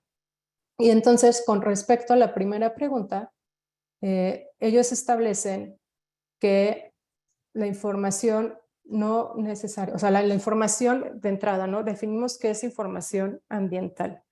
Y entonces establecen que no puede ser vista como información que incumba en específico a un cierto grupo de particulares, sino que permite el conocimiento de todas las repercusiones que la actividad humana tiene sobre el entorno. Y es una condición necesaria para poder concretar el derecho a un medio ambiente adecuado. Aquí adecuado porque acuérdense que en el 2009 todavía no existía la reforma constitucional que cambió de adecuado a sano. Eso sucede hasta 2012. Entonces, ahí todavía platicábamos de esta condición de adecuado. Asimismo, en posesión del Estado es información pública, aun cuando el Estado no haya sido quien la generó, ¿no? Entonces, en el momento en que un particular le hace llegar cierta información, en aquel momento se decía pues, que era información ya pública, ¿no? Sin embargo, esto no es absoluto, es decir, no toda. Hay información que el Estado puede y de hecho tiene que disasociar, ¿no? Entonces, decía, la Corte menciona que esta información es susceptible de ser disociada o disasociada de otro tipo de información, como la información industrial, y por lo tanto, siempre debe haber una versión pública, ¿no? Entonces, en aquel momento, no necesariamente la Corte resuelve qué de toda la información que obra en ese expediente, o sea, no, porque eso no era necesariamente, no tenía que haber conocido la Corte, cuál era la pública, la ambiental y pública, y cuál era de secreto industrial. Porque lo que sí hacen es reconocer que caso por caso hay información que obedece al secreto industrial, pero que también podría ser ambiental, ¿no? O sea, establece estas hipótesis, pero no dan una respuesta concreta. Lo que sí mandata es que en caso de la información ambiental, siempre debe haber esta versión pública accesible, ¿no? A cualquier persona. Entonces, eso también es importante resaltar. Por cuanto hace a la transparencia proactiva, ya regresando al acuerdo de Escazú, igual siguiendo la lógica de las directrices de Bali, establece que los estados partes deben generar y divulgar información ambiental de manera sistemática, proactiva, oportuna, regular, accesible y comprensible, y que debe haber una actualización periódica de esta información, y que también el nivel de producción de información pues atraviese todos los órdenes del gobierno, ¿no? O sea, desde la federación, estados, municipios, y que también sea información pues descentralizada. Ejemplos pone que son enunciativos, no limitativos, pero que desde Escazú se visibiliza la importancia de estas obligaciones de transparencia proactiva, son los que están viendo en los recuadros en la pantalla, ¿no? Entonces, más otros que ahorita les digo, pero uno es, por ejemplo, debe haber un listado de cuáles son las entidades públicas con competencia en materia ambiental, ¿no? O sea, saber a quién le tocamos la puerta para ciertas cuestiones que involucren la gestión del medio ambiente. Un listado de zonas contaminadas por tipo de contaminante y localización. Información sobre el uso y la conservación de los recursos naturales y los servicios ecosistémicos. Informes, estudios, información científica técnica producida por la academia, ya sea pública o privada, nacional o extranjera. Fuentes relativas a cambio climático que ayuden a fortalecer las capacidades en la materia, procesos de evaluación de impacto ambiental y otros instrumentos de gestión ambiental, así como licencias o permisos ambientales, un listado estimado de residuos por tipo, y si es posible desagregar volumen, localización y año, hacerlo, y información respecto de la imposición de sanciones administrativas en asuntos ambientales. También incluye, por ejemplo, un listado de todos los tratados internacionales, las leyes, reglamentos y ordenamientos nacionales relacionados con la gestión del medio ambiente. También debería haber pues como un listado, ¿no? En el caso de México, tenemos varias de estas obligaciones o sugerencias, bueno, sí, obligaciones de transparencia proactiva, ¿no? O sea, tenemos, por ejemplo, un inventario nacional forestal, tenemos un inventario nacional de residuos y remediación de suelos, tenemos la información que genera la Conavio, tenemos las estadísticas y atlas del agua, tenemos las cuentas ecológicas del INEGI, tenemos los informes anuales de Profepa sobre sanciones, etcétera, etcétera, ¿no? Lo que no necesariamente tenemos es que son o que estén todos actualizados. O sea, no todos corresponden, ya no digamos a 2023, no todos son del año anterior previo o del 2021, ¿no? Muchos de ellos dejaron de actualizarse hace 5 años o hace 4 años. Pero pues ahí está. El gran tema, una vez más, es el tema digital, ¿no? O sea, es información disponible bajo ciertas condiciones. Por cuanto hace al derecho de acceso a la participación en asuntos ambientales, bueno, este derecho también tiene su origen en el artículo 21 de esta Declaración Universal de Derechos Humanos, en el artículo 25 del PIDESC y una observación en particular, que es la observación 25 sobre participación en asuntos públicos y derecho al voto del Comité de Derechos Humanos. Este derecho a la participación se desprende de el derecho a participar en la dirección de los asuntos públicos, votar y ser votado, ¿no? O sea, en síntesis. Entonces, digamos, empieza como un derecho electoral, ¿no? De función pública, pero va evolucionando y después ya llega como a un derecho de participación ciudadana para participar en la dirección de asuntos públicos, no necesariamente a través de un cargo de elección popular, ¿no? Entonces, así es como evoluciona. Así como en el derecho a la información está ligado a la libertad de expresión, bueno, así de aquí, digamos, se desprende participación pública en asuntos, ¿no? Y en este caso, ambientales. En el Acuerdo de Escazú se establecen, aquí ven estas columnitas, el derecho de acceso a la participación en todos estos actos, ¿no? Es decir, en la toma de decisiones, en revisiones, en reexaminaciones, actualizaciones, foros y negociaciones internacionales en materia ambiental o instancias nacionales para tratar asuntos de foros internacionales ambientales. En esos actos debe haber espacios de participación pública.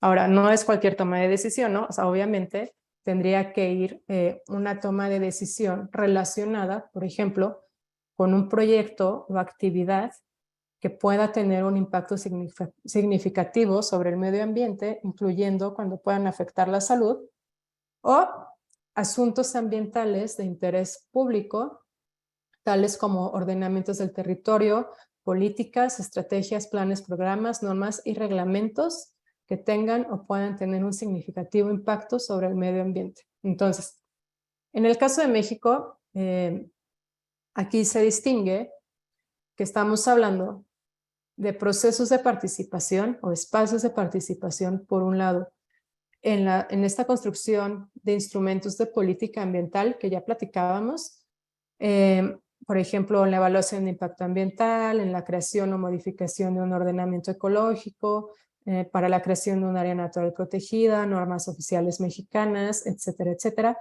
También dentro del proceso legislativo y también, por ejemplo, en la creación, en el caso de México, del Plan Nacional de Desarrollo, el Programa Sectorial de Medio Ambiente, el Programa Sectorial de Energía, en lo que aduzca a la parte ambiental, etcétera, etcétera, ¿no? Entonces, toda esta cantidad de actos que se materializan y terminan en estos programas, licencias, bla, espacios de participación.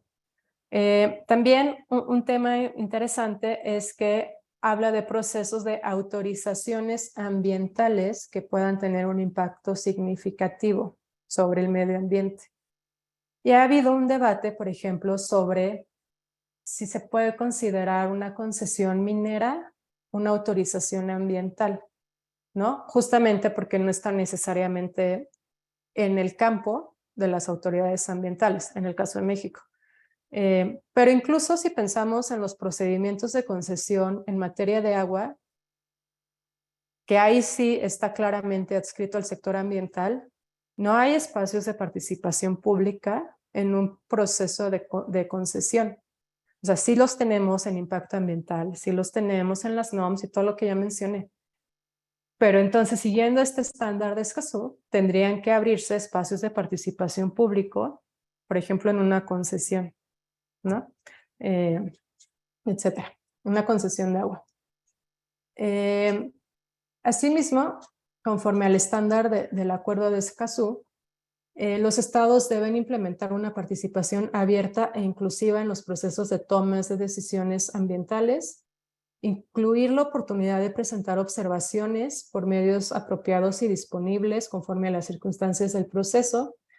Una vez más, es bastante reiterativo, ¿no? Que estos espacios de participación deben hacerse desde las etapas iniciales del proceso de toma de decisiones. Y esto también es importante leerlo a la luz de todos los trámites, permisos, licencias, autorizaciones requeridos para una obra o una actividad. Es decir, si nosotros tenemos una lectura de, a ver, ¿cuáles son los trámites requeridos en el sector ambiental? Claro, podríamos decir, bueno, pues quizá el primero o el primer permiso es la evaluación, ¿no? Tengo que tener una autorización de impacto ambiental. Y esto es cierto, pero no estoy viendo el universo de todos los otros trámites que se necesitan. Quizás estoy hablando de una actividad extractiva. Antes de la autorización está una concesión.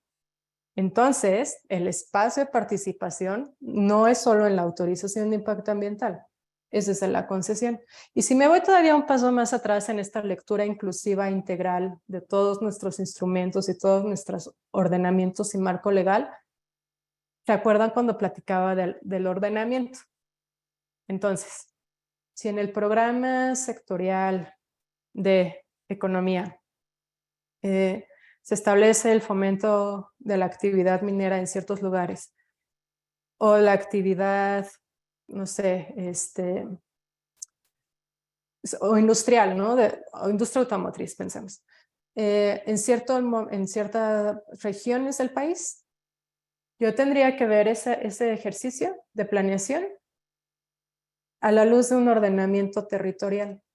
Y desde ese momento yo tendría que tener espacios de participación. O sea, no me tendría que esperar hasta toda la cadena de, bueno, es que ya está la concesión de esta otra secretaría o el impacto ambiental. O sea, al final del día, aunque de los trámites ambientales el impacto ambiental, la autorización de impacto ambiental pueda ser el primero, en el universo de todo lo que se necesita para un proyecto no es el primero.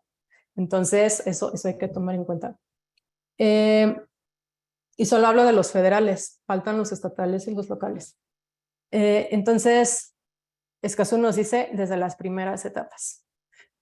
Por otro lado, también las autoridades públicas, así como teníamos el ejercicio de transparencia proactiva, pensemos en un símil de participación proactiva. Entonces, lo que nos dice Escazú es que las autoridades públicas deben realizar esfuerzos para identificar y apoyar a personas o grupos en situación de vulnerabilidad para involucrarlos de manera activa, oportuna y efectiva en los mecanismos de participación. Entonces, ese sería como el equivalente. Entonces, no basta con que yo tenga los espacios creados, ¿no? La consulta pública, la reunión pública de información, bla.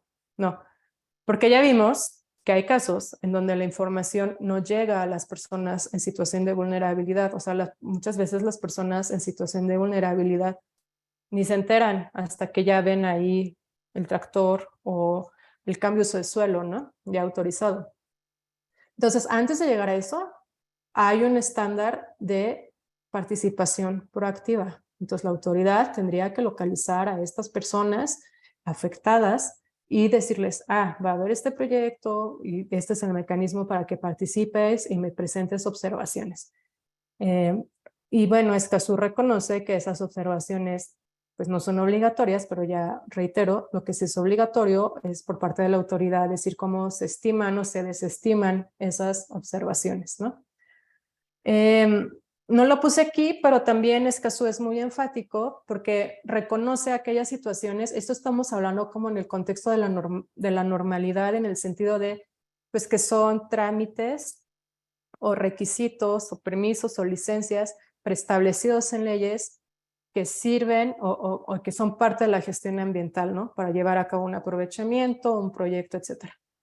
Pero Escazú reconoce que hay veces o que hay circunstancias que ellos no le llaman emergencia, pero yo lo voy a llamar como situaciones emergentes, en donde menciona que puede haber que haya situaciones en donde se ponga en riesgo la salud de las personas y el medio ambiente, y por lo tanto en esas situaciones emergentes se tienen que crear mecanismos también de información, por un lado, y también de acceso a la participación en el caso de que se tengan que tomar decisiones respecto a esa situación emergente.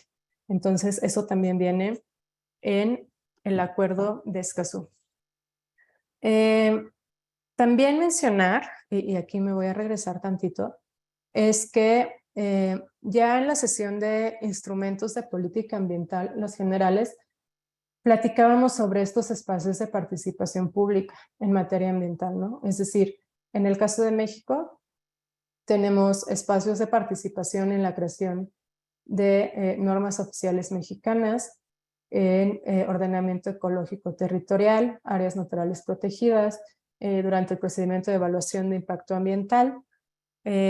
También existen espacios de participación que se llaman consejos consultivos, ¿no? Que sirven para, digamos, conocer y orientar las prioridades de política en materia ambiental con sus claroscuros. Estos consejos consultivos, hay un estudio interesante que sacó el PNUD que mencionaba, por ejemplo, que estos consejos consultivos no son necesariamente en aquel momento representativos y que tampoco su labor tenía una incidencia importante en la política ambiental, ¿no? O sea, no tenían un impacto. Por otro lado, había consejos consultivos que no han sesionado por ya bastantes años, como el Consejo Nacional de Vida Silvestre, y había otros consejos consultivos que incluso, que eran como, no había un piso homologado sobre estos consejos, ¿no? Por ejemplo, hay consejos consultivos que están constituidos bajo la figura de asociaciones civiles, como el Consejo Consultivo del Agua. Había otros que no tenían esta personalidad jurídica y que no han sesionado por años, como el que les acabo de decir de vida silvestre, o el de cambio climático, que tampoco no había sesionado. Había otros un poquito bastante más activos y que tenían más impacto, como el Consejo Nacional de Áreas Naturales Protegidas, pero que es un consejo que no está reconocido en la ley y por lo tanto se percibe como un consejo débil, ¿no? O un consejo que no está en el texto y entonces en cualquier momento lo podrían desaparecer. El propio Consejo Consultivo de Desarrollo Sustentable, que es como el más grande, que es el que mencionaban, que no es representativo, y el Consejo Nacional Forestal, que también ahí va funcionando mal que bien, ¿no? Entonces, ya mencioné varios que existen también en el sector ambiental, pero también pues existen consejos en otras secretarías, ¿no? Y ahora sí, ya habiendo dicho eso, también recordar, nada más para terminar con participación, que les habíamos platicado de un precedente de la Corte en donde se establece la obligación de llevar a cabo un ejercicio de participación pública en un instrumento de política ambiental, donde típicamente no hay esa instancia en la ley y que es justo en la evaluación de impacto ambiental cuando se presenta un informe preventivo, es decir, no es una mía, una manifestación, y no se abre el procedimiento tal cual, sino se hace como una modalidad más expresa, más rápida, y se inicia con un informe preventivo, y entonces en ese caso la Corte determinó que aunque se tratara de un informe preventivo, tendría que haber un espacio y un momento de participación pública de las comunidades afectadas por ese proyecto, que en aquel caso era una mina de Jales en Sonora.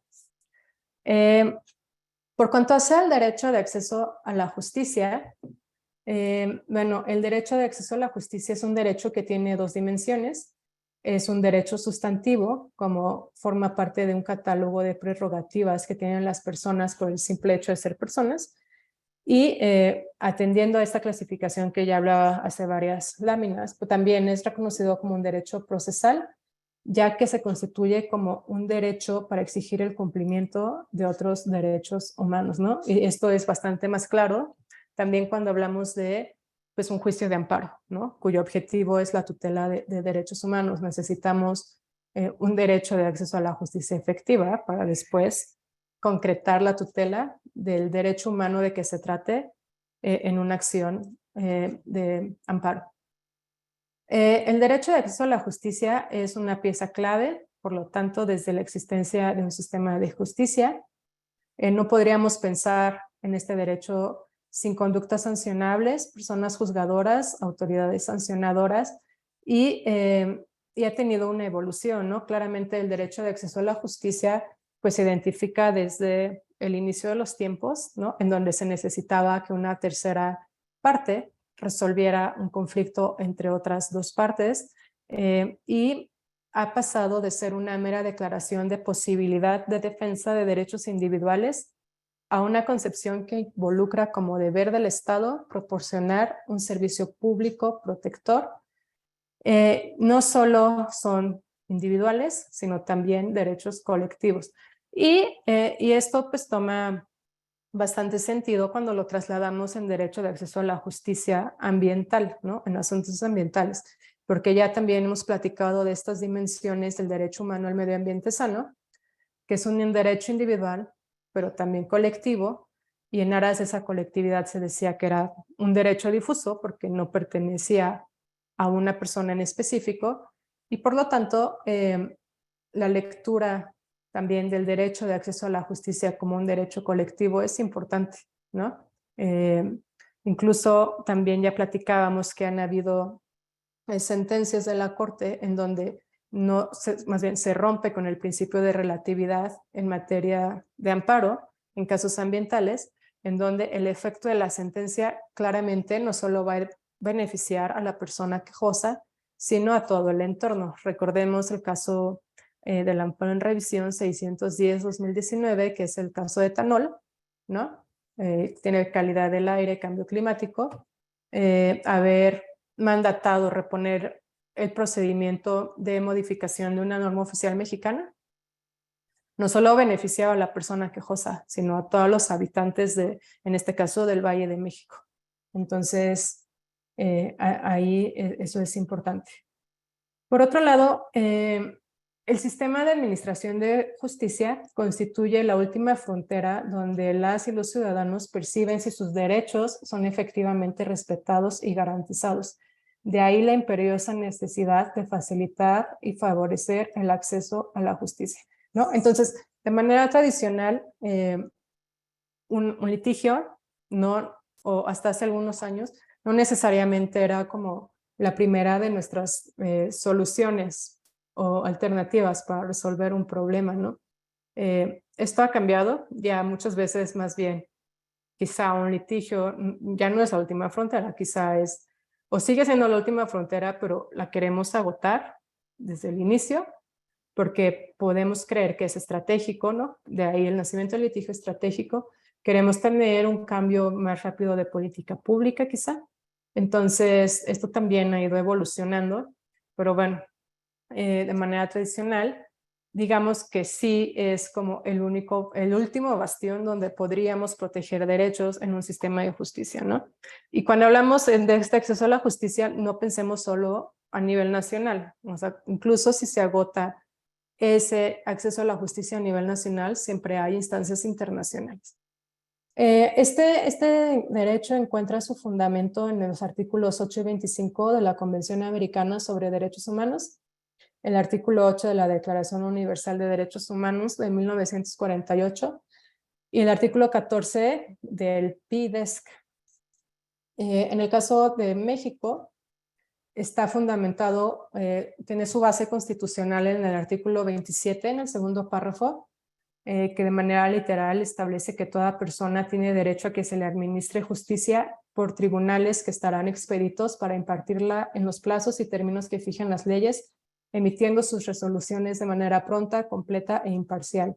Su servicio será gratuito, quedando en consecuencia prohibidas las costas judiciales y aunque ese es, digamos, el principal fundamento, claramente al ser un derecho humano está interrelacionado con otros varios derechos humanos contenidos en la Constitución, como el artículo 1 establece los principios de los derechos humanos y las obligaciones de las autoridades para proteger, respetar, garantizar estos.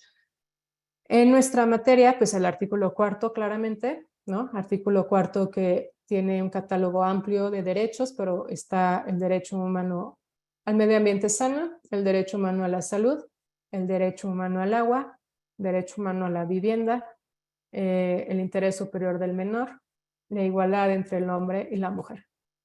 Y el artículo 8, ¿no? Que es el derecho de petición a la autoridad, 13, 14 y 16, ¿no? que son los principios de seguridad jurídica, debido proceso, legalidad, 20, 21, 22, 23, 94, 103, 133. ¿No?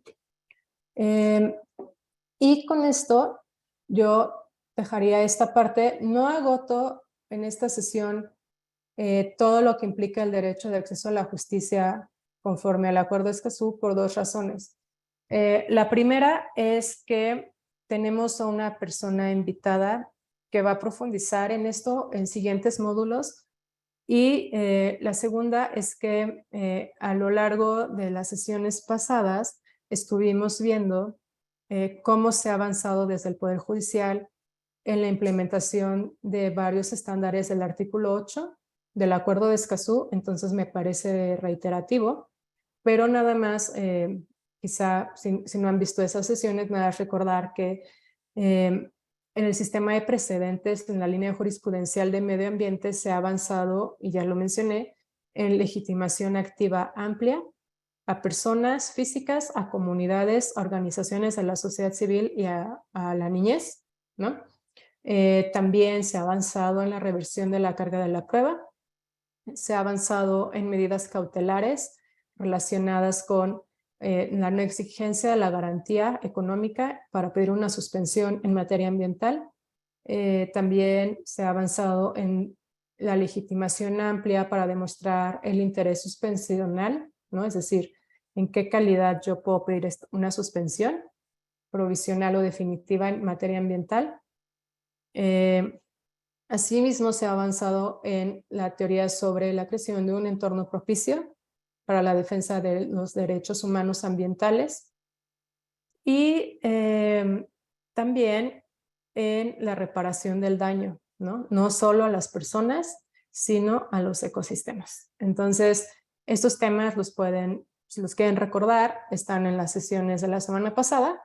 Y respecto a las puntualidades, a lo puntual que viene Escazú, les tenemos un ponente bastante experto que estará en los siguientes módulos. Entonces, habiendo dicho eso, podemos empezar con preguntas y respuestas.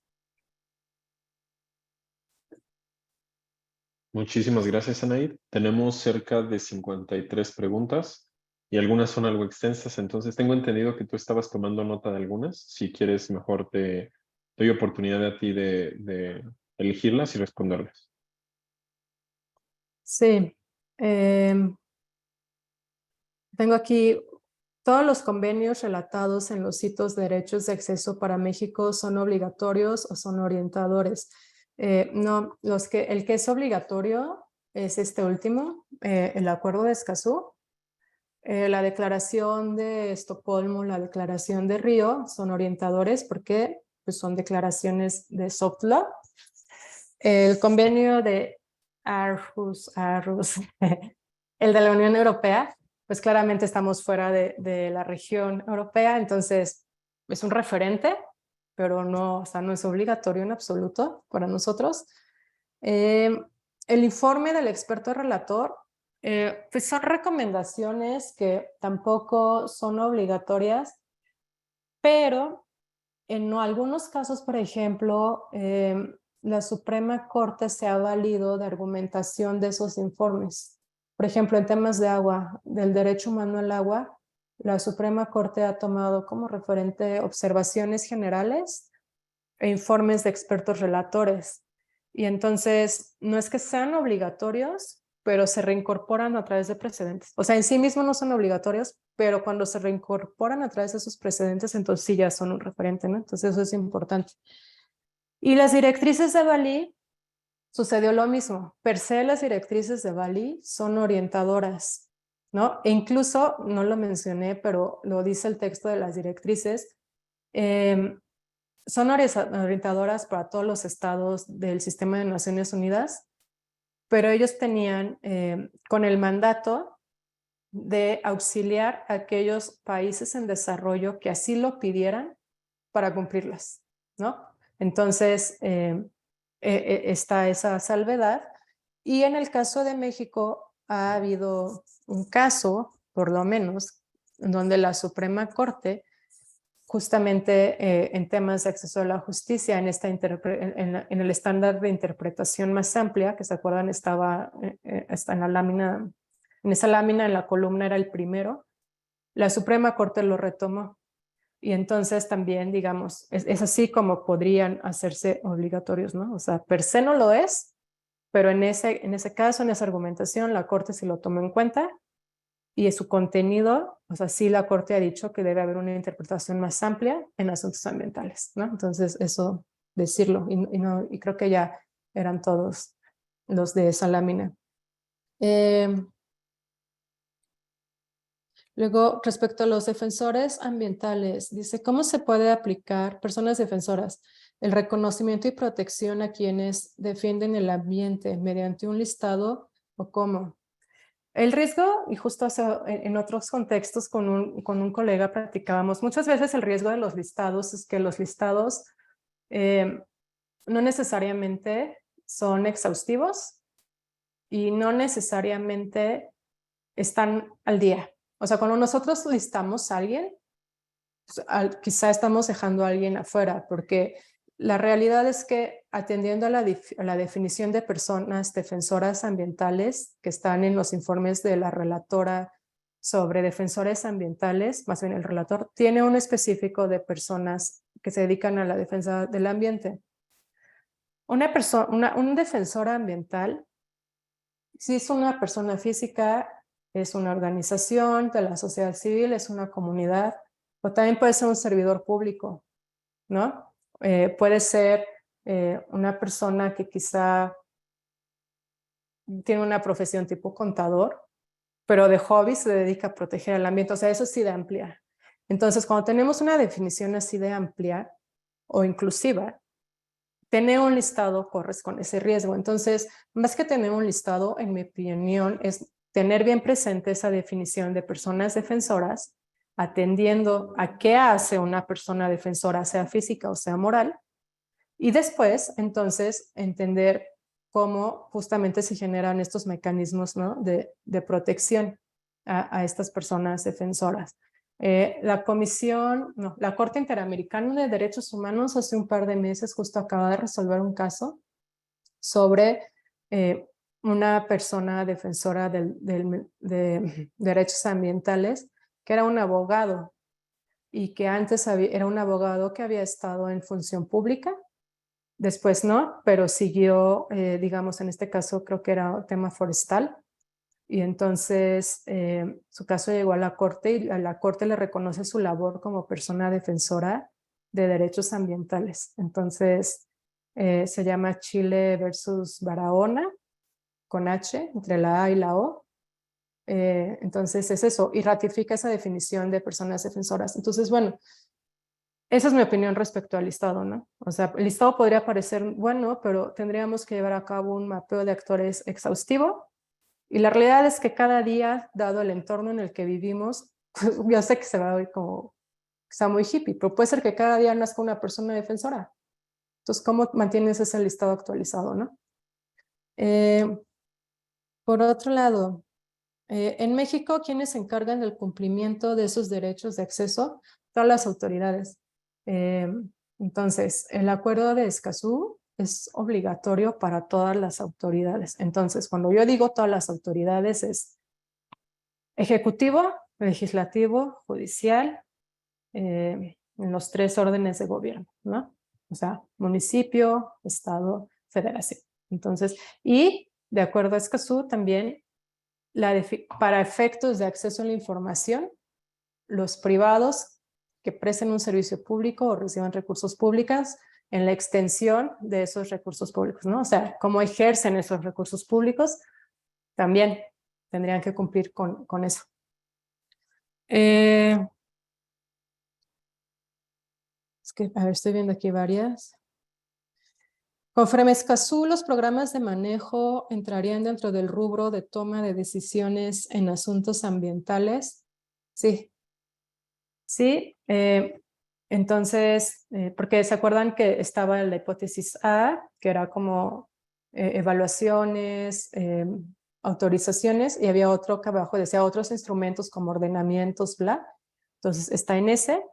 Y sí es un asunto ambiental. Me imagino que se refiere a programas de manejo de áreas naturales protegidas. Entonces, sí está dentro de este rubro, pero también mencionar que independientemente de Escazú, Los programas de manejo, al menos los federales, no conozco los de cada estado, la verdad, ¿no? Pero los federales tienen un proceso de consulta. O sea, eso está desde la ley. Entonces, incluso antes de Escazú, tendrían que estar sujetos a la consulta pública, los programas de manejo.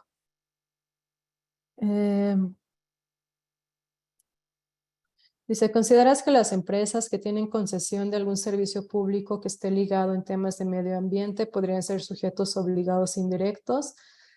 Bueno, ya, o sea, es como la misma respuesta antes. Conforme la definición de autoridad competente, sí son sujetos obligados, no indirectos, son directos para el de derecho de acceso a la información. O sea, es que eso sí lo acota Escazú. No es para todos los derechos de acceso, es para información.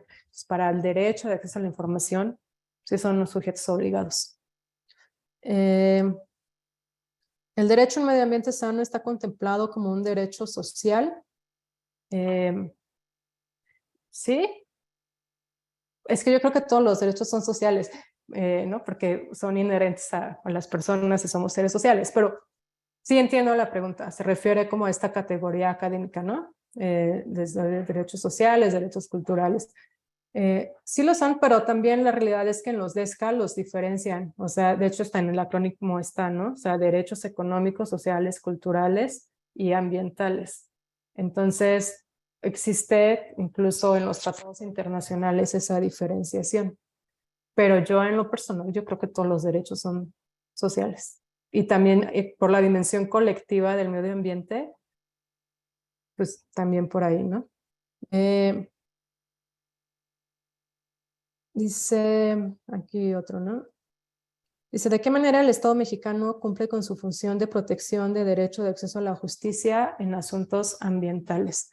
Bueno, pues aquí el Estado mexicano de derecho de acceso a la justicia ya mencionaba como estos avances en la eliminación de barreras por cuanto hace al Poder Judicial.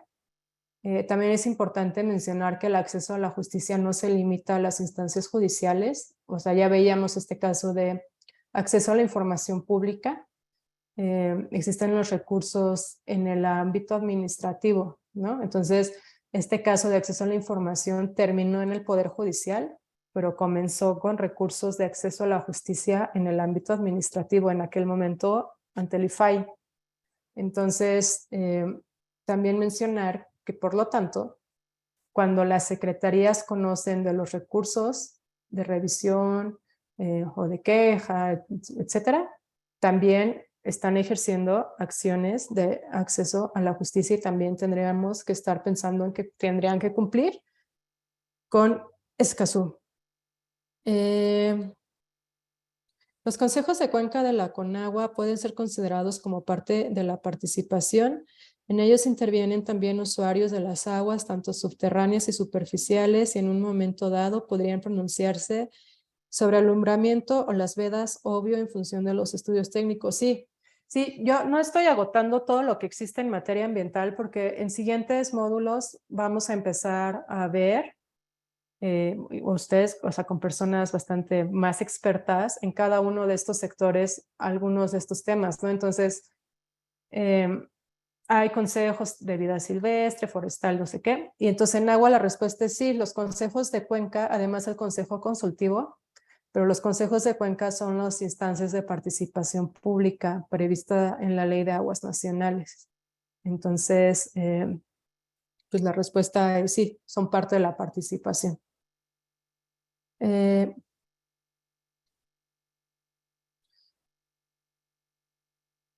Dice dentro...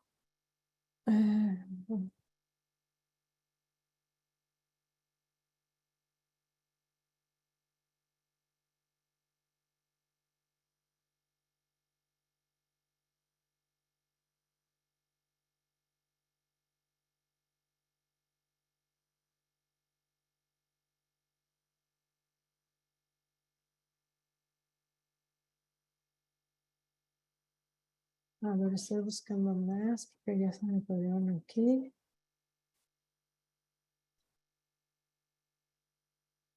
Me preguntan, ¿cuáles son las 3 modalidades a la auditoría ambiental? No, es que es una modalidad, pero da lugar a 3 certificaciones.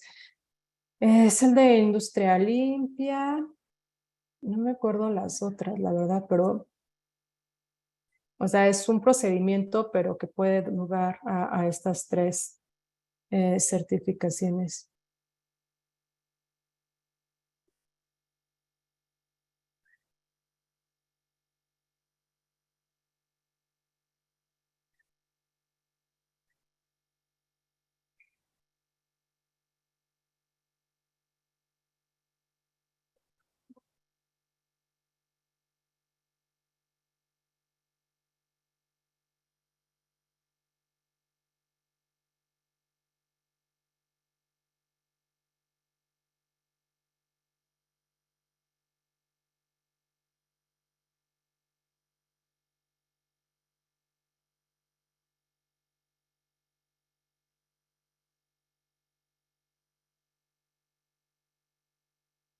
Mm.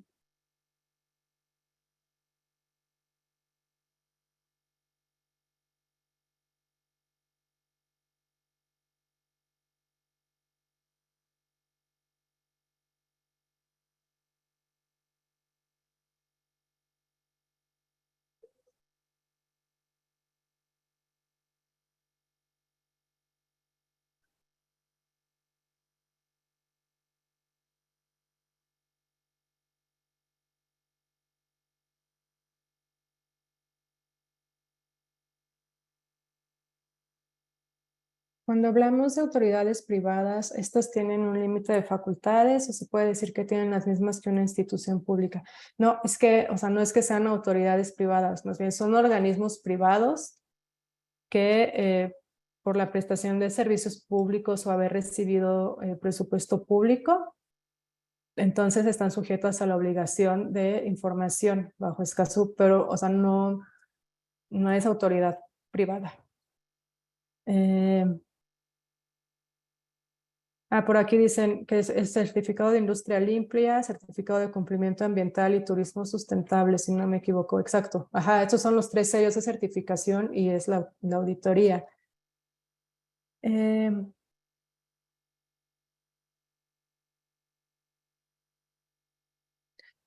Justo.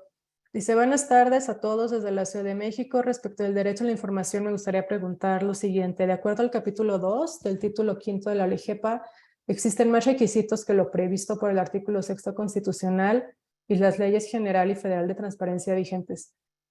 Para ser más puntual, con lo que respecta a la obligación de identificarse en la solicitud, el señalamiento de los motivos de la petición, ser claros al especificar la información solicitada y la responsabilidad señalada acerca de la utilización de esta información, así como responder por los daños y perjuicios que pueda derivar de esta situación. Por lo que pregunto a la ponente, ¿no será necesaria la modificación de la ley GEPA para que el acceso a la información ambiental tenga menos acotaciones o tiene esta situación algún propósito? No. Sí, o sea, claramente es importante tener homologado el marco legal. Sí sería importante, digamos, que todos estos requisitos que no está pidiendo la ley especial en la materia se quiten, pero eso no ha sido obstáculo para tener acceso a la información ambiental. Eso sí es importante decir. Y no es que tenga algún propósito en específico, en realidad estos requisitos obedecen a los tiempos en que fueron aprobados cada una de estas leyes. Entonces, o sea, recordemos que la ley GEPA es anterior a la publicación de la ley federal y después de la ley general y del artículo 6, la reforma, ¿no? Del artículo 6. Entonces, en aquel momento claramente no era un interés simple el que se pedía para acceso a la información. No existía este marco de acceso a la información. Sí es importante la reforma para que se homologue y sea consistente, pero que no se haya reformado no ha sido obstáculo para acceder, porque justamente ya, o sea, lo que se hace es que no lo fundamentó en la ley GEPA, lo fundamentó y la Plataforma Nacional de Transparencia obedece a los requisitos y a los principios y en su caso a las excepciones de las leyes federales y general. Entonces, esa sería la respuesta. También aquí vi una aclaración que el Consejo Nacional de Áreas Naturales Protegidas sí está en la ley y en el reglamento. Entonces, gracias por la aclaración. ¿Cuáles son las situaciones donde no aplica el principio de máxima publicidad? Pues estas donde no aplica, ya mencionaba en el caso de México, es que la información, perdón, sea clasificada como reservada o confidencial.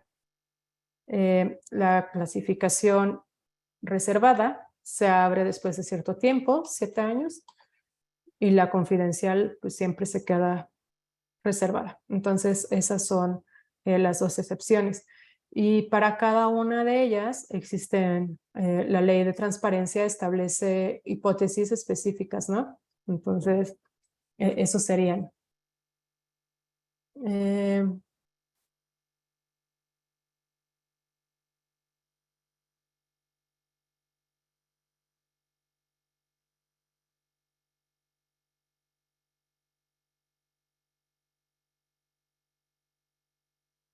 Dice, aunque el acuerdo de Escazú prevé a 30 días, si la Ley General de Transparencia y Acceso a la Información Pública señala un plazo menor para la entrega de información, ¿aplicamos el más favorecedor, o sea, la Ley General de Transparencia? Sí, sí, o sea, acuérdense que una de las disposiciones generales del acuerdo de Escazú, en el artículo 4, es que si en los estados partes existen estándares que son más protectores, entonces no es necesario modificar para que cumplan con Escazú. En realidad, el plazo, en este caso de los 30 días hábiles que establece Escazú, pues es un referente para aquellos estados que quizá no tienen un plazo o tienen un plazo mayor, ¿no? Pero si en el caso de México la ley nacional nos establece menos y es más favorecedor en protección del medio ambiente, se aplica ese. No tenemos por qué cambiar y decir son 30 días hábiles, ¿no?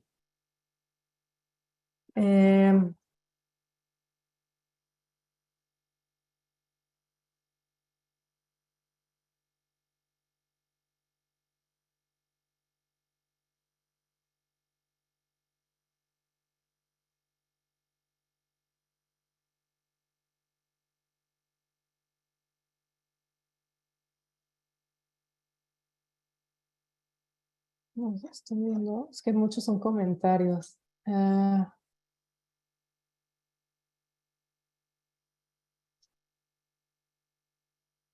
Dice, ¿qué pasa si no participo en las etapas que brinda el procedimiento? Por ejemplo, en el tiempo de la consulta pública en un procedimiento de evaluación de impacto ambiental, ¿puedo solicitar un amparo?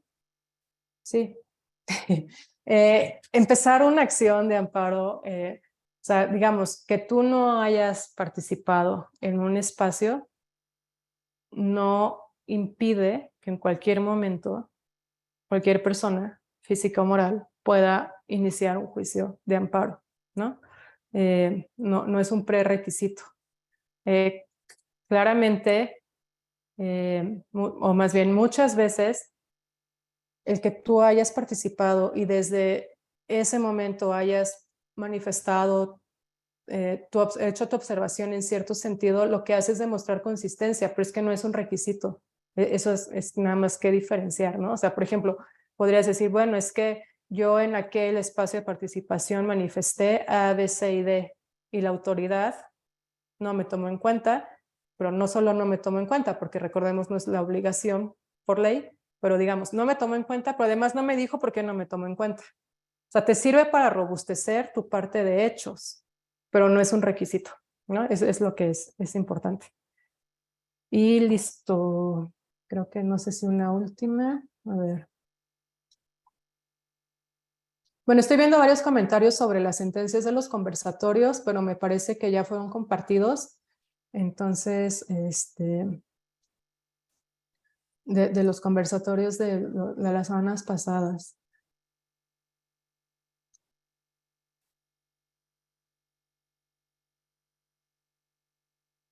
Pues creo que es ya por ahora, Jorge. Perfecto, muchísimas gracias, Anaí, por esta excelente sesión y por las preguntas. Por el tiempo no alcanzamos a cubrir más, pero las vamos a revisar a detalle para asegurarnos de que en sesiones posteriores se puedan responder. Tenemos mucho interés por las sentencias del conversatorio del día de ayer, entonces si revisan el chat van a ver la información de los asuntos y también vamos a subir estas sentencias en versión pública al aula virtual, ya que hemos visto mucho interés por consultarlas. Entonces, si les parece bien, podemos subirlas a la sesión del día de hoy de la maestra Naid para que ustedes puedan identificar en el aula virtual en dónde van a aparecer las sentencias. Y si las quieren ir consultando, y como mencionaba, ya está la información en el chat. Entonces, de nuevo, muchísimas gracias, Anaid, y muchas gracias a todos y todas por acompañarnos en la sesión del día de hoy. Y nos vemos en la próxima sesión del lunes 26. Muchas gracias y muy buenas tardes. Gracias.